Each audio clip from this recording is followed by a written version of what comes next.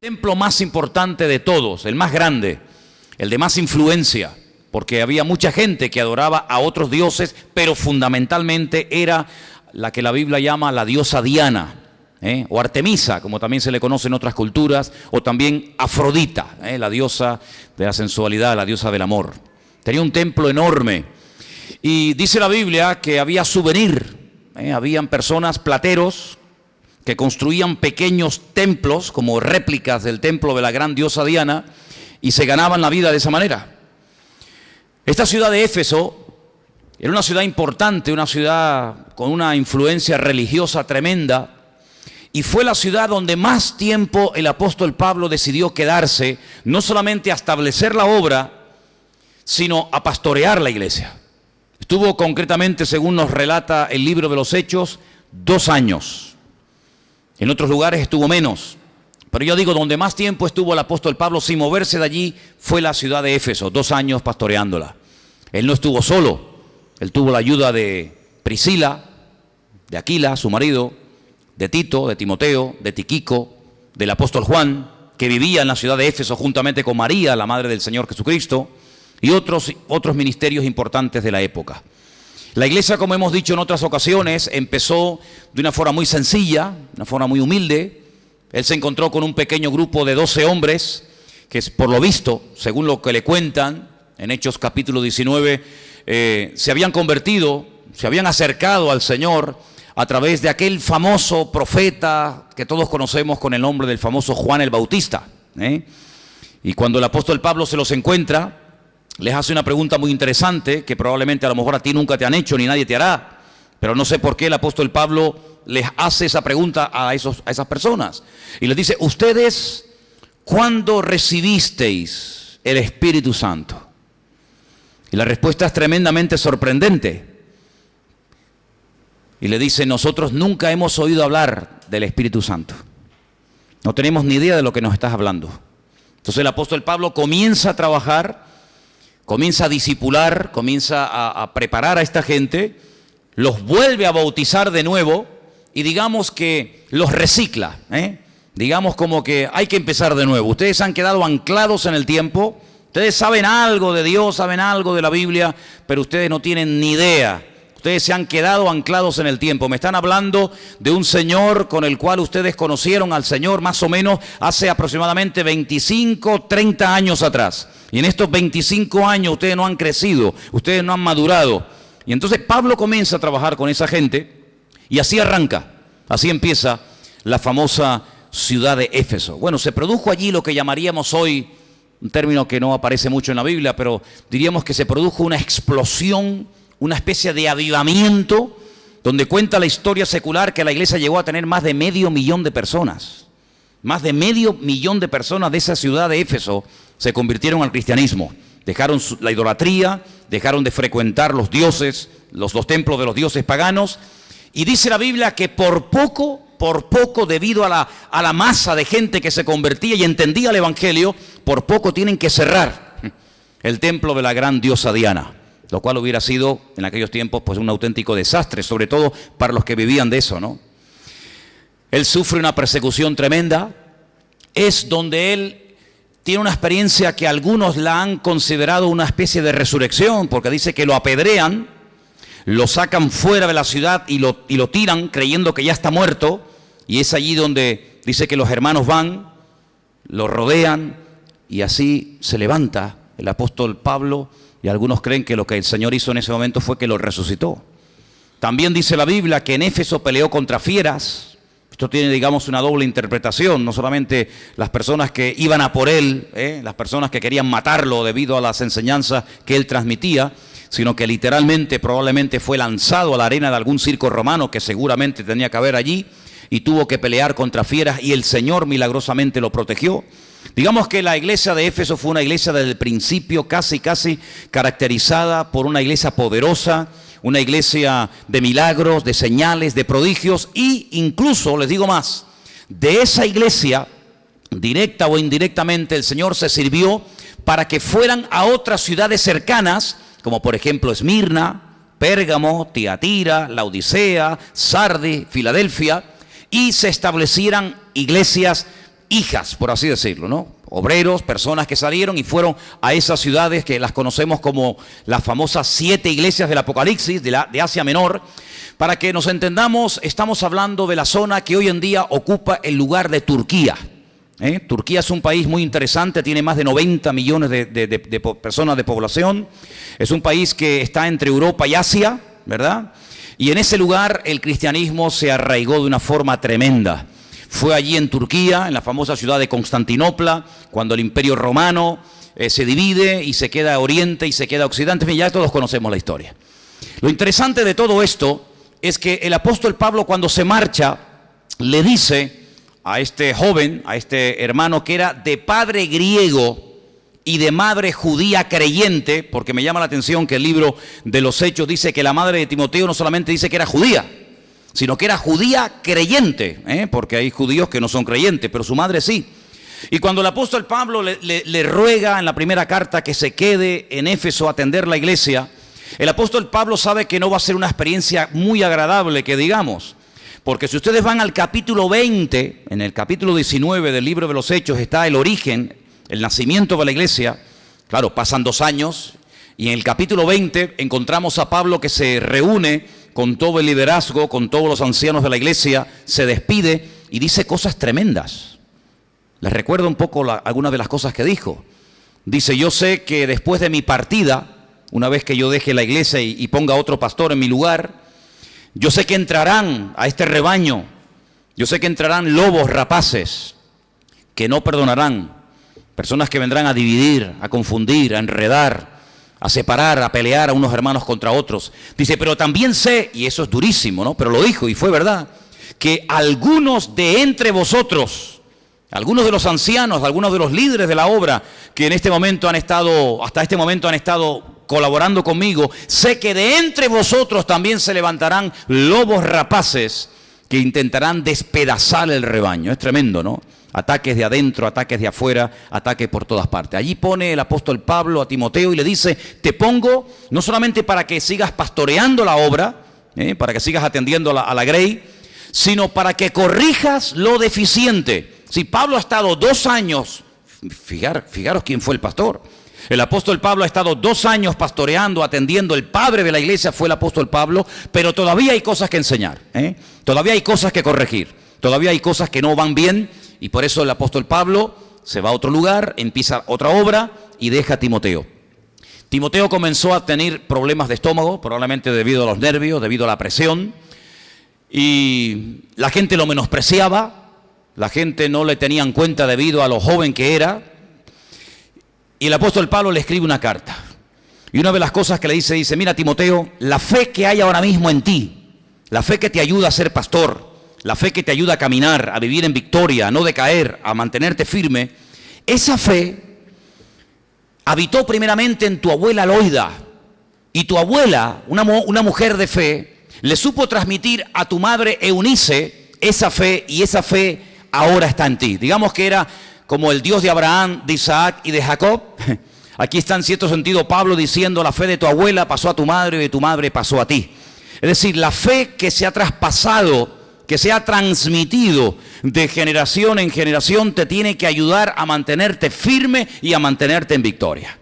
La fe no es un jarrón, la fe no es un ramo de flores que colocamos en lo alto de una mesa o de un mueble para decorar, sino que la fe te tiene que ayudar a vencer todo ataque del enemigo. Da igual de dónde venga, si de los inconversos o de los creyentes. La fe que tienes que usarla. Tienes que avivar, fíjate lo que le dice el apóstol Pablo, tienes que avivar, es decir, echar fuego al don que un día Dios te dio, que se te dio por imposición de manos. Tienes que pelear, tienes que esforzarte, tienes que dedicarte a predicar a tiempo y fuera de tiempo. Tienes que olvidar discusiones, peleas y cosas que no edifican. Tienes que cumplir con tu ministerio. Tienes que dedicarte a la exhortación, tienes que dedicarte a la lectura, tienes que dedicarte, en fin, y lo anima a que siga adelante. Pero se ve que el apóstol Pablo se dio cuenta de que Timoteo necesitaba más apoyo y le vuelve a escribir una segunda carta. Pero déjeme que haga una especie de paréntesis entre esta primera y esta segunda carta del apóstol Pablo, Porque el apóstol Pablo también le escribió, aparte de a Timoteo, el pastor, le escribió una carta desde la cárcel, por eso se estudia como una de las epístolas o cartas de prisión.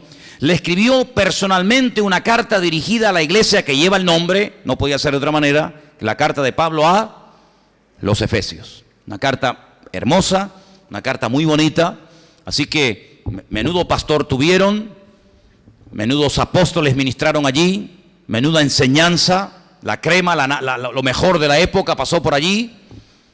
Ahora tienen una epístola escrita de puño y letra por el mismísimo apóstol Pablo, pero cuando el apóstol Juan es anciano y está desterrado en la famosa isla de Patmos, el Señor le da mensajes y le da palabras para que las escriba y se las mande a las diferentes iglesias que ya hemos mencionado. Y mira tú por dónde, y vamos a leerlo, el Señor le dice al apóstol Pablo, mándale un mensajito, escríbele una carta a la iglesia que se encuentra en Éfeso. Vamos a hacer este paréntesis, nos vamos a ir al libro de Apocalipsis, capítulo 2, y vamos a ver aproximadamente, picando ya el año 100 después de Cristo, qué es lo que el Señor todavía le tiene que decir a la iglesia de Éfeso.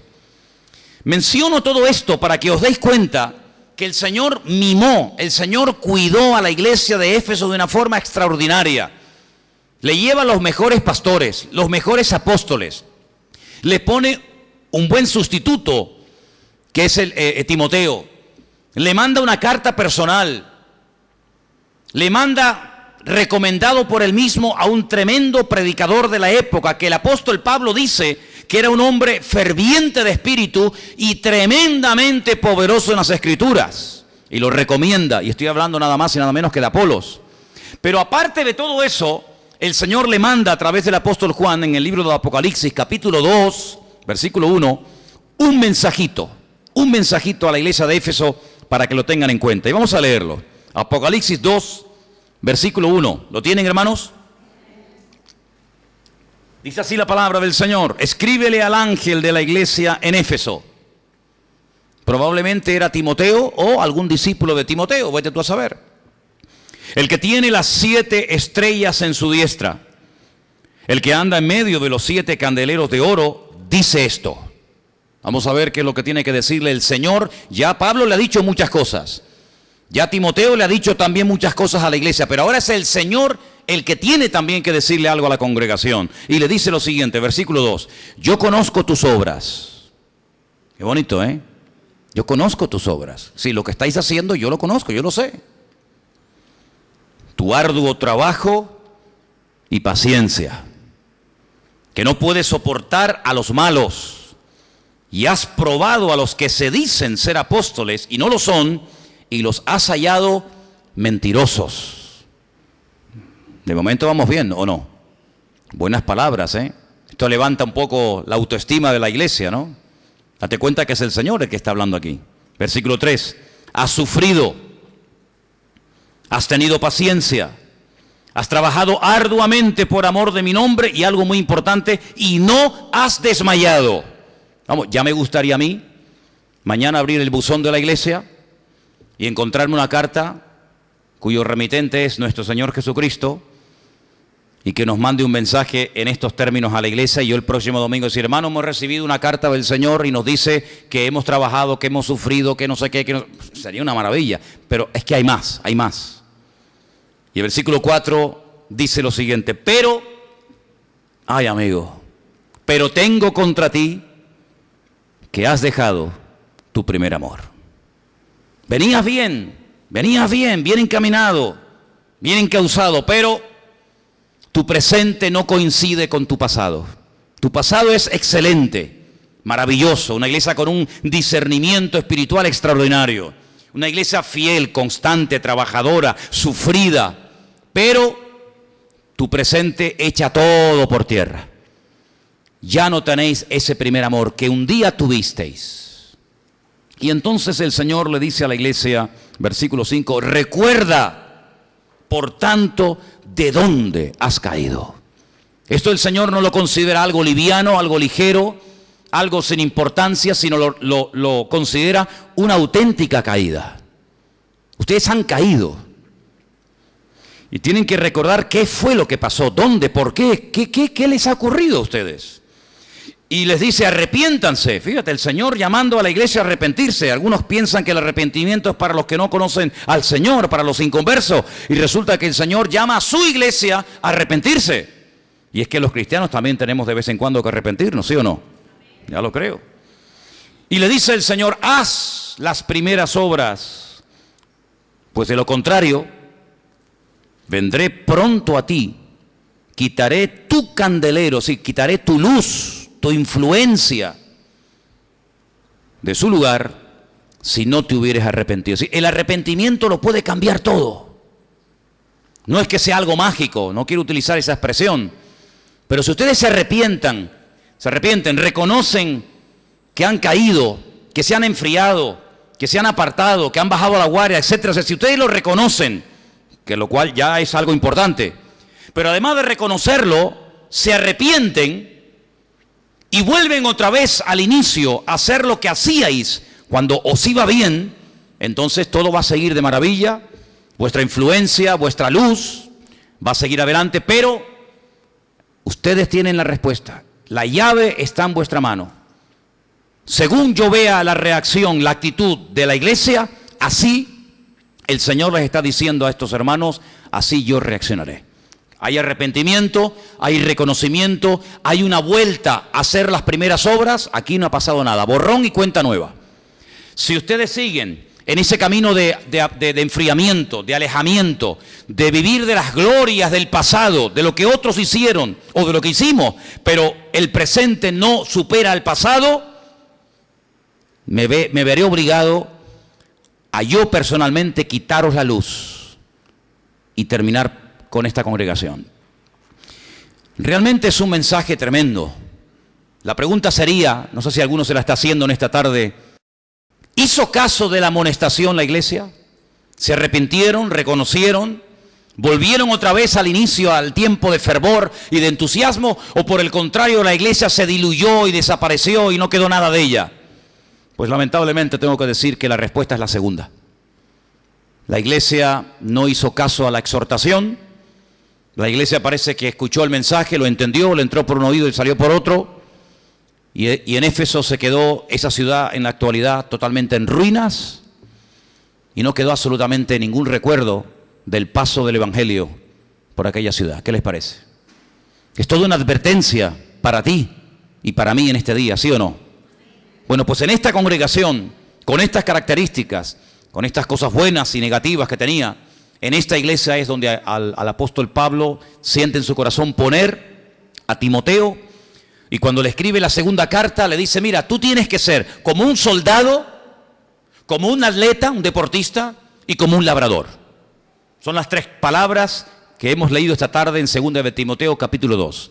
Tienes que, tu filosofía, tu estilo de vida tiene que ser como la de un soldado. Ahora, no vemos habitualmente soldados por la calle, pero en aquellos tiempos en los que el apóstol Pablo le está escribiendo y le tocó vivir, tanto a él como a Timoteo, el ver soldados, legiones de miles y de miles de soldados romanos por las calles era común, era habitual. Ellos tenían que proteger el territorio conquistado, no podían bajar la guardia, no podían decir, bueno, hemos conquistado el mundo y ahora a vivir de la renta. Ellos tenían que vigilar cualquier sedición, cualquier revolucionario que por ahí quisiera levantarse. Ellos tenían que estar constantemente vigilando la frontera, los atalayas, observando, escuchando las conversaciones. Se infiltraban en las conversaciones, en las sinagogas, en los templos, en los mercados, para saber qué es lo que la gente hablaba y si en algún momento alguien quería dar una especie de golpe de estado. Así que ver soldados romanos bien armados hasta los dientes en aquella época era lo más normal del mundo. Fijaros qué normal era que cuando ustedes leen la carta que el apóstol Pablo le escribe a los hermanos de Éfeso, en el capítulo 6, Pablo está dentro de una celda, Pablo está preso, y él comienza a dictar una carta, y él comienza a comparar las ropas, la armadura del soldado romano con distintos aspectos o instrumentos que tiene el creyente hoy en día. Él se da cuenta de que el soldado romano tiene una especie de casco, que la Biblia lo llama yelmo, que la función es proteger la cabeza, y él dice, bueno, así como el soldado tiene un casco, tiene el yelmo que protege su cabeza, Métanse ustedes en la cabeza que somos salvos y que la salvación es algo maravilloso que el Señor nos ha dado, y compara el casco con la salvación. Y ve que tiene una coraza, y ve que tiene una espada, y va comparando las distintas partes de la armadura del soldado romano, porque lo está viendo delante de él con las cosas que tiene que utilizar y desarrollar y tener cualquier cristiano para poder vivir una vida cristiana victoriosa. Fíjate que Pablo utiliza términos como espada, escudos, yelmos, soldados, guerras, peleas. Y algunos dicen, pero bueno, en este contexto se escribió la Biblia. En este y en mucho más. Una época de salvajismo, esa famosa expresión de los derechos humanos. Olvídate de derechos humanos. La gente se trataban como animales, como bestias. Si tenías la desgracia de ser un esclavo, de caer rendido por las legiones romanas, amigo, tus días estaban contados, ibas a morir reventado trabajando de sol a sol. Tu carne valía menos que la de un perro. Y en ese contexto bélico, en ese contexto de injusticia, de prepotencia, de arrogancia, etcétera, etcétera, ahí nació la iglesia. Y en ese contexto de brutalidad, fijaros cómo trataron los romanos al Señor. Fijaros, en esas famosas escenas que vemos de la película de Mel Gibson, la película de la Pasión de Cristo. Yo no sé cuántos de ustedes son capaces de ver sin parpadear, sin quitar la vista lo que se ve allí, pero realmente es espeluznante aquello, ¿no? Bueno, pues eso no es ni la mitad de la realidad, porque al fin y al cabo eso es una película, pero aquello fue real, ¿no? Y en este contexto el apóstol Pablo dice, tú tienes que ser como ellos, un soldado, pero no en plan bélico de matar, sino en cuanto al sufrimiento que está dispuesto a experimentar un soldado por la causa, por el ejército, por la bandera, por el país que representa. El soldado generalmente duerme poco. El soldado no está en el ejército para hacerse rico. El soldado es una persona que tiene una visión de cuerpo, no es una visión individual, sino está dispuesto a morir por causas que van mucho más allá de sus ambiciones personales y particulares. Y el apóstol Pablo dice, tú tienes que ser como un soldado, una persona sufrida, una persona que esté dispuesto a trabajar, a sudar la camiseta, a caminar, a lo que haga falta por el Evangelio de Jesucristo. Tienes que ser como un atleta. En aquellos tiempos todavía se sentía la influencia del imperio anterior al de los romanos, que había sido ¿cuál? El de los griegos. Los griegos fueron los creadores, los inventores de las famosas Olimpiadas.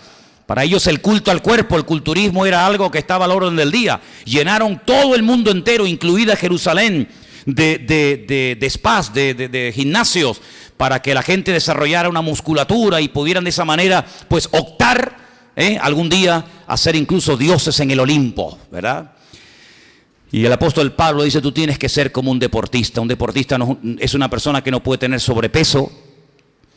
Un deportista es una persona que tiene que tener un entrenamiento constante y permanente.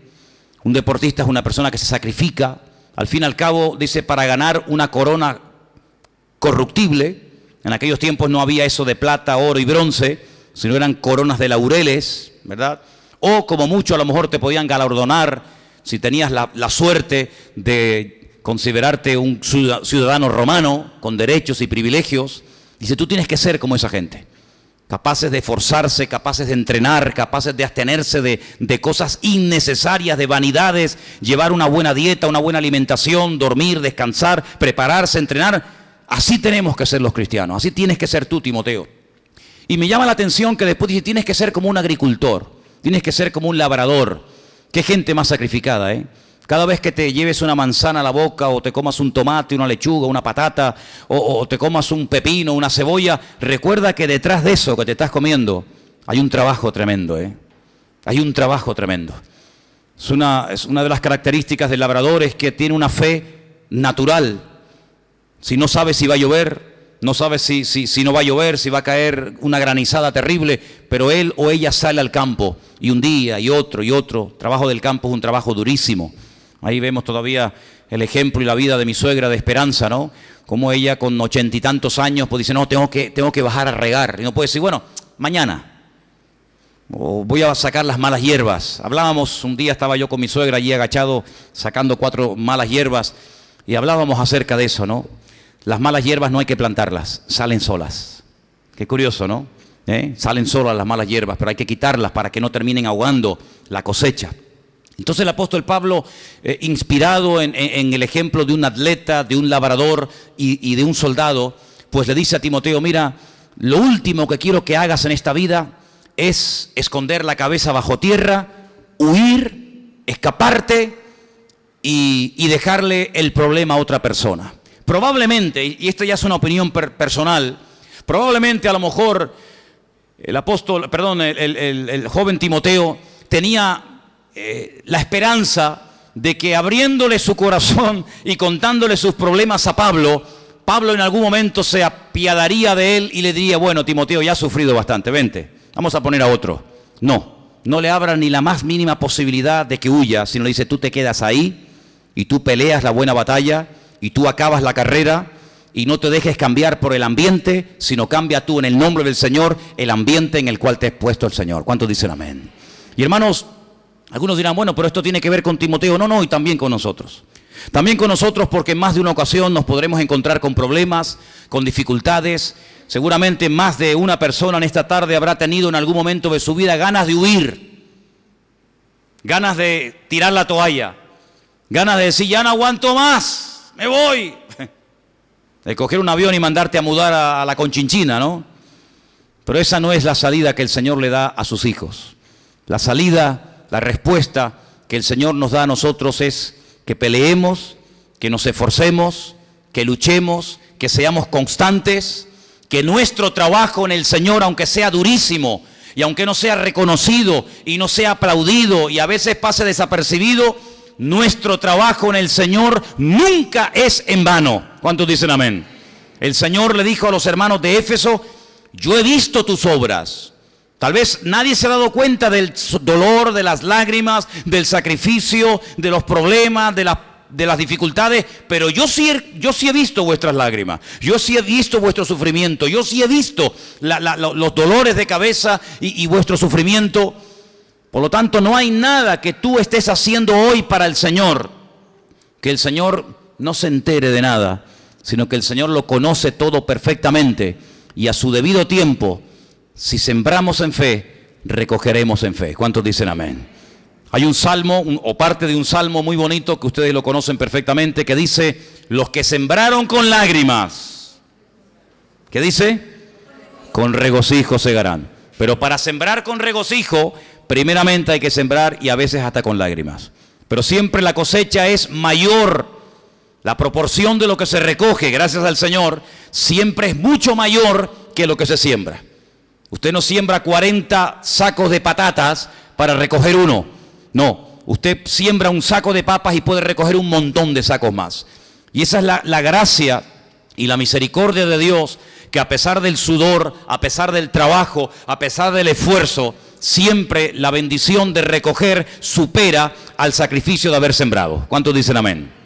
Quiero que vayamos a 2 de Timoteo, casi al final de la carta, para que veáis cómo el apóstol Pablo utiliza su situación de preso en Roma para transmitirle a Timoteo que por más que uno pueda pensar que como yo no está sufriendo nadie en la vida, métete e interioriza este pensamiento en ti, por favor. Siempre habrá alguien que esté sufriendo y pasándola peor de lo que tú lo estás pasando en el momento presente. Ya les comenté el caso de aquel hombre que un día se quejaba porque tenía que buscar papas casi ya podridas en el cubo de la basura, y mientras la pelaba y le tiraba la cáscara al suelo, se quejaba, ¿no? Y se lamentaba diciendo, ¿a dónde he llegado, Dios mío, a tener que buscar papas podridas en un contenedor de basura? Y alguien le contestó a sus espaldas y le dijo, pues no te quejes, querido, porque tú por lo menos te comerás la papa, pero yo me voy a comer la cáscara que tú vas a tirar. Así que siempre hay un hermano en la fe, si no es el de al lado tuyo, tal vez el de atrás o el de adelante o en cualquier otro lugar, siempre habrá un hermano nuestro en la fe que lo estará pasando mucho más difícil y más duro que cualquiera de nosotros. Siempre, siempre. El apóstol Pablo en el capítulo 4 de esta maravillosa carta personal que le escribe a Timoteo, le dice lo siguiente. Voy a arrancar a partir del versículo 1 porque son palabras extraordinarias.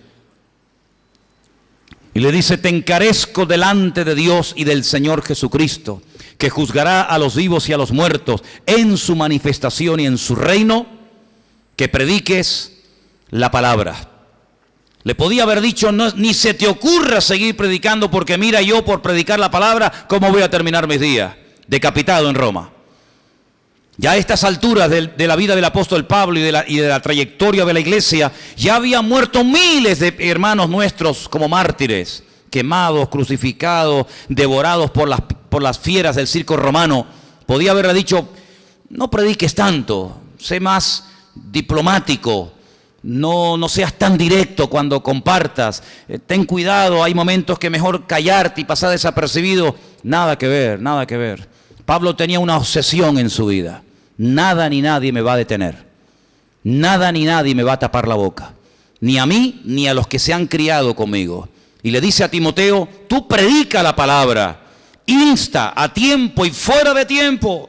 Redarguye, reprende, exhorta con toda paciencia y doctrina. Si no lo anima a aflojar, lo anima a avanzar y a seguir adelante, porque vendrán tiempos cuando no sufrirán la sana doctrina. Y hermano, dicho sea de paso, esos tiempos ya han llegado. Las barbaridades que se están oyendo, no solamente a título personal, cuando hablas con mucha gente, y nos ha pasado en estas vacaciones que hemos tenido recientemente, sino también a veces hasta desde los mismos púlpitos se dicen cada cosa que yo digo, pero ¿cómo no le da vergüenza a este hombre enseñar semejante barbaridad? Creyentes hoy en día que han estado toda la vida congregándose, que ya están enseñando abiertamente por internet y cuando tienen oportunidad de hacerlo, que ya todo se ha cumplido, que ya el Apocalipsis se ha cumplido, que ya no tenemos que esperar nada del Apocalipsis, porque eso ya pasó a la historia. Incluso algunos se están atreviendo a enseñar que ya ni el Señor ni va a venir, que ni hay que esperarle. ¿Qué razón tenía el apóstol Pablo cuando dijo, sabes, Timoteo, vendrá un tiempo en la historia en el que la sana doctrina será muy difícil conseguirla? Será muy difícil encontrar un lugar sano donde la palabra no haya sido adulterada, donde a la palabra no le hayan quitado ni le hayan añadido nada. Pero a pesar de eso, tú predica la palabra. Dice, porque tendrán comezón, tendrán ganas de oír.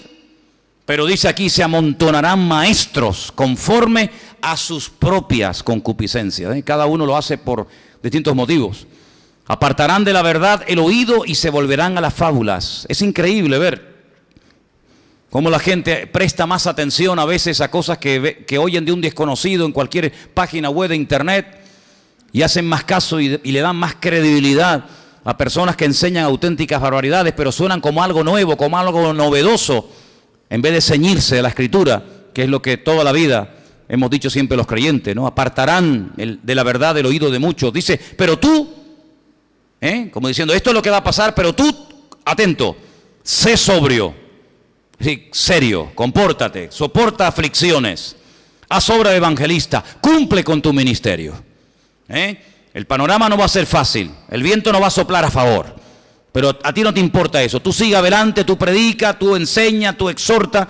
Y dice aquí, porque yo ya estoy para ser sacrificado y el tiempo de mi partida está cercano.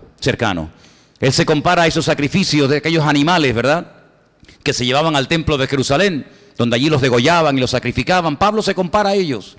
Dice, yo voy a ser sacrificado, me van a cortar la cabeza, me van a degollar, igual que a cualquier cordero o vaca o buey del templo de Jerusalén. Pero hay una buena noticia. Dice, yo he peleado la buena batalla, he acabado la carrera y yo he guardado la fe. Aquí hay tres cosas de las cuales podríamos hablar horas, pero realmente son tres declaraciones tremendas, ¿sabes? Yo he peleado, hay gente que ha peleado, pero en esa batalla perdieron la fe. He conocido gente que ha peleado, ha peleado la batalla del Señor, han servido al Señor, han estado en primera línea sirviendo al Señor, pero perdieron la paz, perdieron el gozo, perdieron la fe, perdieron la ilusión de servir al Señor. El apóstol Pablo dice, no, yo he peleado, y mira que peleó, y aquí hay listas enteras de todo lo que le hicieron y todo lo que padeció. Y dice, bueno, y después, ¿qué pasó? Dice aquí, he guardado la fe, no me la han podido quitar. Me han quitado la piel de la espalda a tiras, me han tratado de tapar la boca de todas las maneras, me han apedreado, me han azotado, me han escupido, me han metido en una mazmorra, han hecho conmigo perrerías, me han quitado libertad en el sentido de poder salir por el mundo y predicar, pero hay algo que no me han podido quitar ni me quitarán jamás, y es la fe en mi Señor Jesucristo. Aleluya.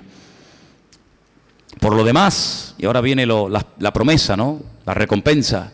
Me está guardada la corona de justicia, la cual me dará el Señor, el juez justo, en aquel día, y no solo a mí, sino también a todos los que aman su venida.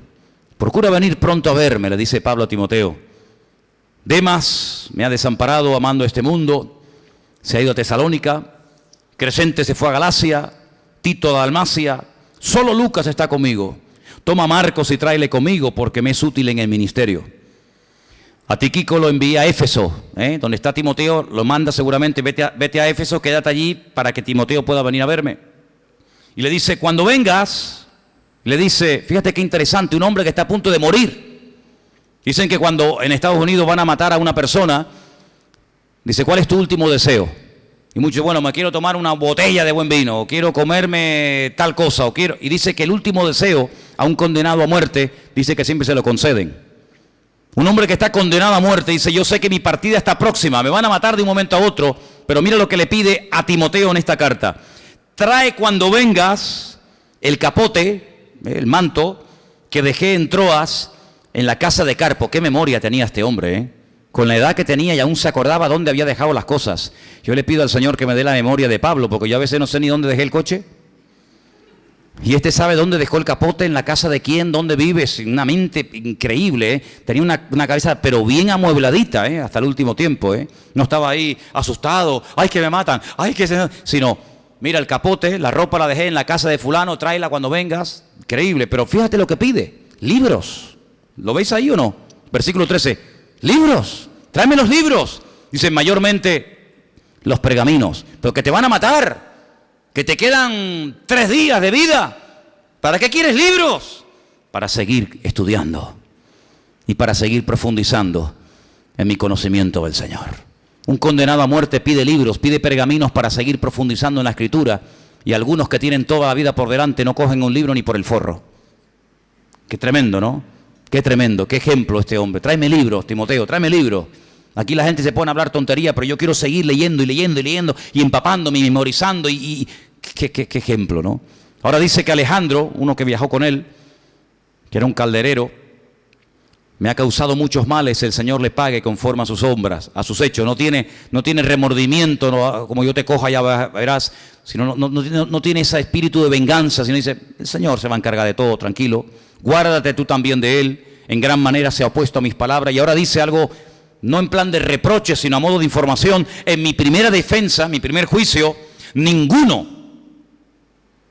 estuvo a mi lado. Todos me desampararon, no les sea tomado en cuenta. Pero ahora viene una palabra tremenda, y concluyo con el 17 y el 18. Pero el Señor... Fíjate todo lo que viene contando, este se fue por un lado, el otro se fue por el otro, este pasó de él, no estuvo en el juicio, el otro abandonaron, el otro le creó problemas, el otro no sé qué. Pero el Señor, el que tiene que estar, estuvo a mi lado y me dio fuerzas para que por mí fuese cumplida la predicación y para que todos los gentiles oyesen. Así fui librado de la boca del león. ¿Cuántos dicen amén? Tremendo, ¿eh? ¿A qué te agarras tú en un momento de desesperación de la vida? ¿A qué te agarras? ¿A quién invocas? Dice la Biblia que en medio de la tormenta, cuando Jonás iba en aquel barco, todo el mundo invocaba a su Dios. Cuando vienen los problemas de la vida, la gente se agarra a esto, se agarra a lo otro.